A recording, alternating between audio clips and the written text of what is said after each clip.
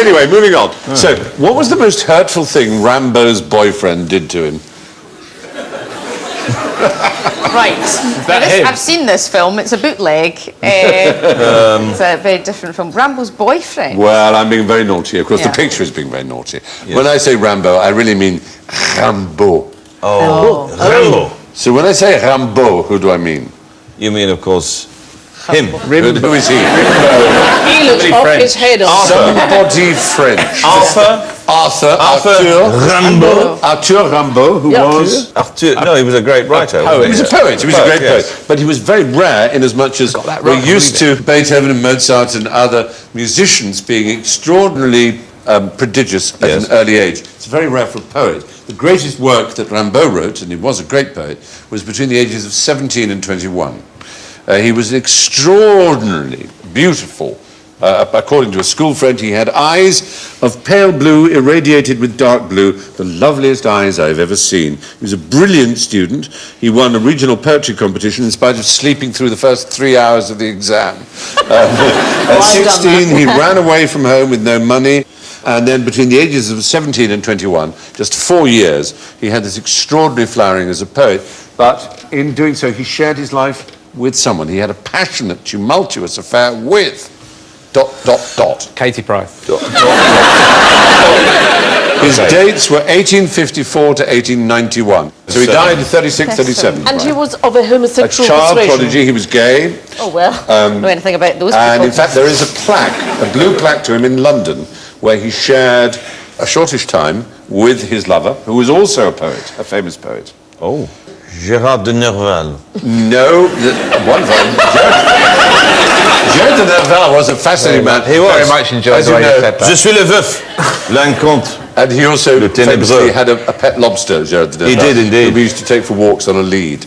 Vite, vite, monsieur! Monsieur Clicky! Stay with it, stay with it, stay with it. Allons-y!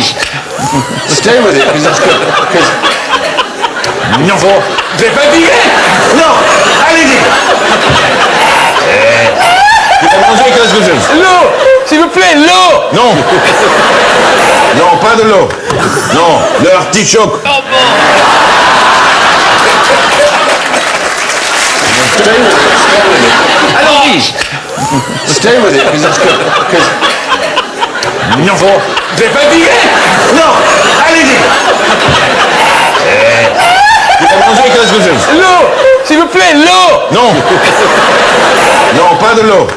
Non, de l'artichoke. I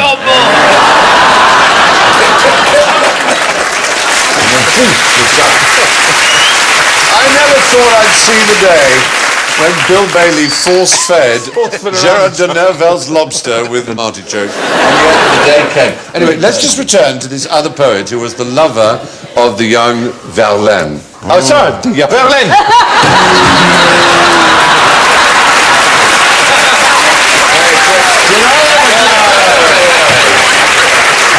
Now, there on the left is Verlaine, the one who looks slightly like John Malkovich. In the middle is the boy wonder, Rembaud, and on the right is, I can't remember his name. That's Robert De Niro. It is Robert De Niro, yes, yeah. It is a bit, isn't it, on the right?